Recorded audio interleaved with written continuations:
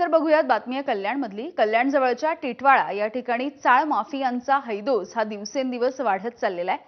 हप्ता दिला नाही म्हणून एका वयोवृद्ध महिलेच्या घरावरती 10 ते 12 गुंडांनी सशस्त्र हल्ला केल्याची धक्कादायक अशी घटना घडली। टिटवाळ्याच्या सद्गुरू चाळीमध्ये अचानकपणे आलेल्या एका बसमधून रुमालाने तोंड बांधलेले गुंड हे हातामध्ये हातोडे लाठ्याकाठ्या घेऊन उतरले आणि त्यांनी एका घराची अक्षरशः तोडफोड केली आहे। एवढ्याच वरती ते थांबले नाहीत तर या नराधमांनी घरामध्ये शिरून या महिलांना देखील बेदम मारहाण केली। एका अल्पवयीन मुलीवरती अत्याचार करण्याचा देखील संतापजनक असा त्यांनी प्रयत्न केलाय।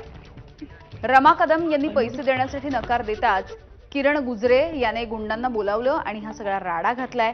या घटनेमुळे संपूर्ण टिटवाळा परिसरामध्ये दहशतीचं वातावरण आहे। टिटवाळा परिसरामध्ये अनधिकृत चाळी बांधून गोरगरीब जनतेला विकायच्या आणि नंतर त्याच रूमच्या दुरुस्तीसाठी पुन्हा एकदा लाखो रुपयांची खंडणी उकळायची असा नवीन गोरख धंदा या चाळ माफियांनी सुरू केलाय। या घटनेच्या नंतर पीडित महिलेनं कल्याण ग्रामीण पोलीस ठाण्यामध्ये गुन्हा देखील दाखल केला।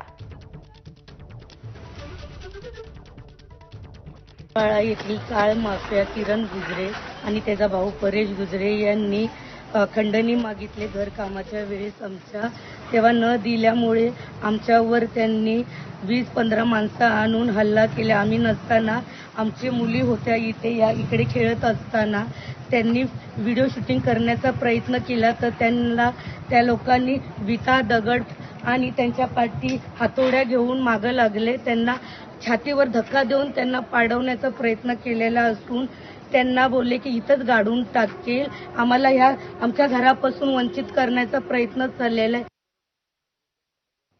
आणि यानंतर पुन्हा